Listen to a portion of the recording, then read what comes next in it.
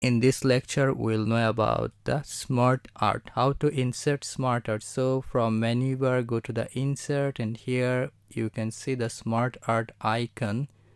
So here you can see different smart art options like list, process, cycle, relationship. So I am using this relationship. By clicking here, you can get this smart art here. So by clicking on the text, you can edit it whatever you want to see. So here we can see we will type anything whatever you want to. So I'm typing Udemy here, so it will be automatically put here inside this arrow. So here if we put it like instructor,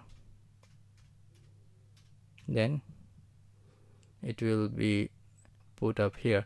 So by this way, from insert then smart art, you can insert any smart art in your worksheet, and then you will format it as you wish.